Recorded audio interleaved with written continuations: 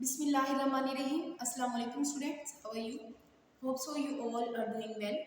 This is our biology class and today we are going to discuss the topic excretion.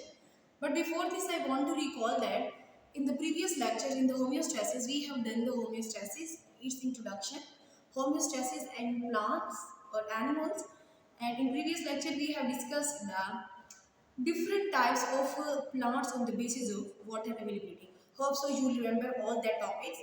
Now come to what the today's topic which is excretion. First of all मैं आपको real words में बताना चाहूँगी कि excretion basically होता क्या है। Excretion क्या होता है, किसी भी बॉडी का जो वेस्ट मटेरियल होता है हर बॉडी ने अपनी बॉडी से रिमूव करना होता है और वो जिस प्रोसेस के थ्रू करता है उसे हम एक्सक्रीशन कहते हैं। ये जो एक्सक्रीशन है ये सिर्फ प्लांट्स के अंदर नहीं पाया जाता, ये सिर्फ एनिमल्स के अंदर नहीं पाया जाता, ये सिर्फ ह्यूमंस के अंदर नहीं पाया जाता, ये तमाम तर जितने भी लिविंग ऑर्गेनिजम्स हैं उनके अंदर एक्सक्रीशन का मैकेनिज्म पाया जाता है। एक्सक्रीशन बेसिकली जो जितने भी लिविंग ऑर्गेनिजम्स हैं उनके अंदर बहुत इंपॉर्टेंट है, क्योंकि जब भी कोई वेस्ट मटेरियल बॉडी के अंदर रह जाता है तो वो बॉडी के लिए डिफरेंट प्रॉब्लम्स काज करता है। फॉर एग्जांपल अगर मैं ह्यूमन बीइंग की बात करूं तो जब वेस्ट मटेरियल जो कि बॉडी से रिमूव होना बहुत इंपॉर्टेंट है, अगर वो बॉडी के अंदर रह जाता है और वो बॉडी से टाइमली रिमूव नहीं होता तो क्या होता है, वो डिफरेंट जो है वो प्रॉब्लम्स काज करता है। सेम एज प्लांट और एनिमल की बॉडी में भी यही होता है। तो वन बाय वन हम इसके पॉइंट्स देखते हैं कि कैसे जो है ये प्लांट्स जो है वो रिमूव करते हैं अपनी बॉडी से वेस्ट मटेरियल को और एनिमल कैसे रिमूव करती है। Come to the definition of the excretion. Excretion is basically the removal of waste material from the organism body। अब मैंने वर्ड यूज किया ऑर्गेनिज्म बॉडी, इसमें मैंने ना ह्यूमन को कहा है, ना मैंने एनिमल्स कहा है, ना मैंने प्लांट कहा है। इट्स मीन मैंने इन सबको कलेक्टिवली ऑर्गेनिज्म का नाम दे दिया है। तो हर ऑर्गेनिज्म में ये एक्सक्रीशन का प्रोसेस होता है।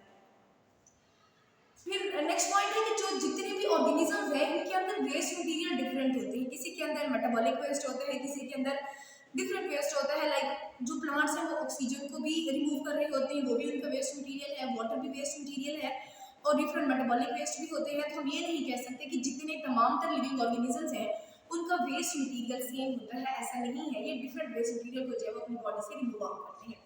नेक्स्ट हम चलते हैं जी कि एक्सक्रीशन इन प्लांट के अंदर एक्सक्रीशन कैसे होती है और कौन कौन से जो है इनके वेस्ट प्रोडक्ट्स हैं। तो फर्स्ट ऑफ ऑल हम देखते हैं कि प्लांट के अंदर जो ऑक्सीजन है वो एक मेजर वेस्ट मटेरियल है जो कि प्लांट रिलीज करता है waste produce of the photosynthesis. अच्छा, ये रिलीज जो ऑक्सीजन को है वो प्लांट कैसे करता है, आपको पता है कि प्लांट जो है वो ऑक्सीजन ह्यूमन बीइंग को देते हैं और ह्यूमन बीइंग जो है वो कार्बन डाइऑक्साइड प्लांट को दे रहे होते हैं। तो ये एक कंप्लीट प्रोसेस है। तो यहाँ तक आपको पता होना चाहिए कि फोटोसिंथेसिस के थ्रू जितनी भी प्लांट्स के अंदर जो है वो ऑक्सीजन प्रोड्यूस होती है प्लांट में उसे रिमूव आउट करना होता है और जो वो ऑक्सीजन फिर ह्यूमन बीइंग जो है इनहेल कर रहे होते हैं। इस छोटे से पॉइंट को अपने माइंड में रखना है। और जो ह्यूमन बीइंग कार्बन डाइऑक्साइड को एक्सहेल कर रहे होते हैं उससे जो है वो प्लांट सांस ले रहे होते हैं। इसके बाद नेक्स्ट हम देखते हैं कि carbon dioxide this is also a waste product during the respiration. अब जो प्लांट है वो रेस्पिरेशन के थ्रू जो है वो कार्बन डाइऑक्साइड को प्रोड्यूस कर रहे होते हैं और फिर इसको जो है रिलीज आउट कर रहे होते हैं। और कार्बन डाइऑक्साइड भी जब प्लांट को रिक्वायर्ड नहीं होती तो वो प्लांट की बॉडी से रिमूव आउट होना बहुत जरूरी है। अभी थोड़ी देर पहले मैंने आपको बताया है कि प्लांट जो है कार्बन डाइऑक्साइड ले रहे होते हैं, लेकिन एक ऐसा टाइम आता है जब प्लांट के लिए कार्बन डाइऑक्साइड की नेसेसिटी नहीं होती, बहुत ओवर हो जाती है। उस टाइम प्लांट अपनी बॉडी में से कार्बन डाइऑक्साइड को निकालना बहुत इंपॉर्टेंट हो जाता है। अगर प्लांट कार्बन डाइऑक्साइड को नहीं निकालेंगे, रिमूव आउट नहीं करेंगे तो वो उनको काफी प्रॉब्लम्स खास कर सकती है। नेक्स्ट हम देखते हैं जी वाटर। अब ये जो वाटर है वो रेस्पिरेशन के थ्रू भी जो है वो रिमूव हो सकता है, रेस्पिरेशन के थ्रू प्रोसेस में भी। और दूसरा जो है वो ऑक्सीजन भी जो है वो फोटोसिंथेसिस में। अब फोटोसिंथेसिस जो प्रोसेस है उसमें जो वाटर मिल रहा होता है वो एज अ रॉ मटेरियल मिल रहा होता है और प्लांट में उसको बाहर रिमूव करना ही होता है। तो इसीलिए यहाँ पे ये पॉइंट मैंने लिख दिया है कि कार्बन डाइऑक्साइड वाटर जो है ये वेस्ट प्रोडक्ट है दोनों। अब कैसे, ये कार्बन डाइऑक्साइड है मेटाबॉलिक प्रोसेस से जो हमें प्रोड्यूस होती है, सेम एज वाटर भी हमें इसी से प्रोड्यूस होता है। और हम ये जो हमारे मेटाबॉलिक वेस्ट है ये भी बॉडी से रिमूव आउट करना बहुत जरूरी होता है। नेक्स्ट हम देखते हैं कि ये जो वाटर है वाटर जो फोटोसिंथेसिस में भी प्रोड्यूस होता है, रेस्पिरेशन में भी प्रोड्यूस होता है। इस वजह से हम कह सकते हैं कि वाटर जो है वो रेस्पिरेशन और फोटोसिंथेसिस दोनों के तरीकों से बॉडी से रिमूव आउट हो रहा होता है या प्रोड्यूस भी होता है बेसिकली। और नेक्स्ट हम देखते हैं कि ये जो कार्बन डाइऑक्साइड एंड वाटर है ये जो वेस्ट प्रोडक्ट है मेटाबॉलिक प्रोडक्ट है, जो भी बॉडी के अंदर मेटाबॉलिक प्रोसेस होगा ये दोनों एज अ रॉ मटेरियल वहां पर प्रोड्यूस होंगे और बॉडी ने इनको वहां से रिमूव करना ही करना होता है। नेक्स्ट हम कहते हैं कि many organic and inorganic compound जो होते हैं ये भी प्लांट अपने अंदर प्रोड्यूस कर रहा होता है। वैसे तो मैंने जिक्र किया है कि कार्बन डाइऑक्साइड, ऑक्सीजन, वाटर, ये सारी चीजें प्लांट के अंदर प्रोड्यूस हो रही होती है और प्लांट ने इनको रिमूव आउट करना ही होता है। लेकिन इसके बाद जो अलावा जो चीजें हैं ऑर्गेनिक और इनऑर्गेनिक कंपाउंड्स हैं। जो ऑर्गेनिक और इनऑर्गेनिक कंपाउंड्स हैं ना, ये किसी न किसी मेटाबॉलिक प्रोसेस के थ्रू प्लांट के अंदर प्रोड्यूस हो रहे होते हैं, लेकिन प्लांट उनको एट अ टाइम रिलीज नहीं कर पाता। तो फिर प्लांट क्या करता है, इनके लिए प्लांट इनको अपने अंदर स्टोर रख लेता है। जब कभी ये एक्स्ट्रा अमाउंट में बन जाते हैं, प्लांट के पास एक्स्ट्रा अमाउंट में मौजूद हो जाते हैं, फिर प्लांट इनको रिलीज करना ही करना है। तो फिर वो डिफरेंट मैकेनिज्म के थ्रू इनको रिलीज आउट करता है। नेक्स्ट हम देखते हैं जी गैसेज एंड वाटर रूट्स।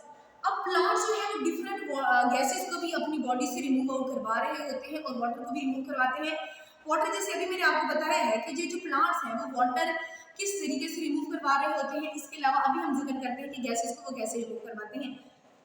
तो गैसेस के लिए स्पेशली इनके पास जो ऑर्गन्स होते हैं वो स्टोमेटा एंड लेंटिसेल्स हैं। स्टोमेटा के थ्रू वाटर का भी लॉस हो रहा होता है, ये याद रखिएगा। ट्रांसपायरेशन जब भी प्लांट की सरफेस से होती है वहां से वाटर लॉस होता है। लेकिन गैसेस का लॉस जो स्टोमेटा और लेंटिसेल्स के जरिए हो रहा होता है। तो यहाँ पर थोड़ा सा आपके लिए समझने का पॉइंट जो ये है कि स्टोमेटा क्या है और लेंटिसेल्स क्या है। इन दोनों को थोड़ा सा डिफरेंस है दोनों पोर्स। जो स्टेम जो लीफ के सरफेस पे छोटे छोटे पोर्स पाए जाते हैं उनको हम स्टोमेटा कहते हैं। लेकिन जो मैच्योर स्टेम्स होती हैं, जो मैच्योर रूट्स होती हैं, उनके सरफेस के ऊपर इस तरह करके, फॉर एग्जांपल ये एक मैच्योर स्टेम है, इसकी सरफेस पे इस तरह करके जो है वो छोटे छोटे पोर्स पाए जाते हैं, जिनको हम क्या कहते हैं, लेंटिसेल कहते हैं। और जो स्टोमेटा होता है वो लीफ के सरफेस पे पाया जाता है। ये लीफ है, इसके सरफेस के ऊपर छोटे छोटे पोर्स पाए जाते हैं, जिनको हम स्टोमेटा कहते हैं। ये बेसिकली डिफरेंस है। जो स्टेम के ऊपर पाए जाते हैं इनको हम लेंटिसेल्स कहते हैं, और जो मैच्योर स्टेम और मैच्योर रूट्स के अंदर जो पाए जाते हैं लेंटिसेल्स। और ये जो स्टोमेटा होते हैं ये सिर्फ लीफ के सरफेस पे पाए जाते हैं। वेल अब रोल क्या है स्टोमेटा और लेंटिसेल्स का। तो ये जो स्टोमेटा है बेटा बेसिकली ये रिमूव करवा रहा होता है डिफरेंट गैसेस को, सेम एज लेंटिसेल जो है वो प्लांट के अंदर जमा की हुई डिफरेंट गैसेस को रिमूव आउट करने का पास बनते हैं या जरिया बनते हैं। नेक्स्ट हम देखते हैं कि वाटर कहाँ से लॉस होता है। Loss in the transpiration. मैंने अभी भी थोड़ी देर पहले जिक्र किया था कि वाटर का जो लॉस होता है वो ट्रांसपायरेशन के थ्रू होता है।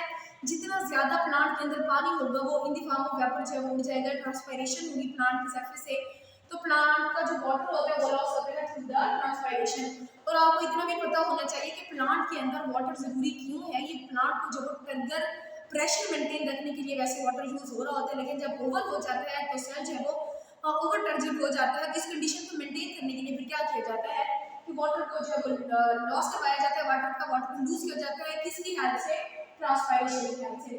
नेक्स्ट हम देखते हैं जो वैक्यूल्स। अब वैक्यूल वैसे क्या है, ये सेंट्रल रोल प्ले करता है, लेकिन वैक्यूल जो है वो एक लार्ज ऑर्गन है किसी भी ऑर्गन के अंदर या प्लांट के अंदर। अब वैक्यूल का क्या काम है, ये क्या करता है, क्योंकि मैंने अभी आपको बताया कि एक लार्ज सरफेस रखता है, तो वैक्यूल जो है पहले तो अपने अंदर डिफरेंट वेस्ट मटेरियल्स को जमा करता आएगा। जब ये बिल्कुल फिल हो जाता है या जिसमें अब इसकी कैपेसिटी आउट होती है, तो फिर क्या करता है ये वैक्यूल अपने अंदर से इन कंपाउंड्स को रिलीज करवा देता है क्रिस्टल्स की फॉर्म में। जो कंपाउंड पहले वो जमा करता जाएगा, फिर वहाँ पे क्रिस्टल्स बनेंगे और क्रिस्टल्स की फॉर्म में उनको वो रिमूव करवा देता है। नेक्स्ट हम देखते हैं कि एक्सक्रीशन थ्रू स्टेम। अभी मैंने आपको बताया है कि प्लांट की जो एक्सक्रीशन है वो स्टेम के थ्रू भी होती है और लीफ के थ्रू भी होती है। लेकिन अभी मैंने आपको ये जो चीज बताई है ये स्टेम है। अब ये एक्सक्रीशन किसके थ्रू हो रही है? स्टेम के थ्रू हो रही है। तो स्टेम में एक तो जो है आपने देखा है लेंटिसेल स्टोमेटा पाए जाते हैं, सॉरी स्टेम के अंदर सिर्फ लेंटिसेल्स पाए जाते हैं, ठीक है जी। स्टेम के अंदर जो लेंटिसेल्स पाए जाते हैं इनके जरिए जो है वो प्लांट डिफरेंट गैसेस को रिमूव आउट कर लेता है। एक तो ये एक्सक्रीशन में रोल है स्टेम का। दूसरा ये है कि जो जाइलम होता है ना, जो ओल्ड जाइलम होता है, पुराना जाइलम, ओल्ड जाइलम, जो मजीद फोटोसिंथेसिस के लिए मजीद किसी चीज के लिए यूज नहीं हो रहा होता, तो ये जो ओल्ड जाइलम है ये अपने अंदर डिफरेंट कंपाउंड को जो है वो स्टोर करता जाता है। जब ये स्टोर करता जाता है और बाद में उसको रिमूव करवाता है। अब ये ओल्ड जाइलम में अपने अंदर डिफरेंट कंपाउंड को रखता जाएगा। एक टाइम आएगा कि वो जो जाइलम वाली वुड है ना बिल्कुल डार्क ब्लैक कलर की हो जाएगी। उस डार्क ब्लैक कलर की वुड को हम बॉडी कहते हैं। और ये क्या होता है, ये due to accumulation of waste material जो है इसका कलर चेंज होता है, वो डार्क ब्लैक कलर की हो जाती है।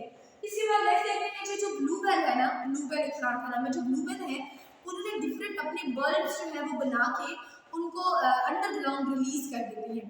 अब अंडरग्राउंड रिलीज करने का मकसद क्या है, ये बेल की फॉर्मेशन बल्ब की फॉर्मेशन का मकसद क्या है ये जो ब्लू वेल है ये डिफरेंट बल्ब्स बनाते हैं, इन बल्ब्स के अंदर वेस्ट मटेरियल भरा होता है और ये प्लांट जो है इन बल्ब्स को इनसाइड द ग्राउंड जो है ये अंडरग्राउंड रिलीज करवा देता है।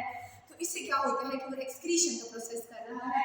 जब पूछ रहे ब्लू वेल किस तरह एक्सक्रीशन करता है, by the formation of bulb and then leak them into the under the root.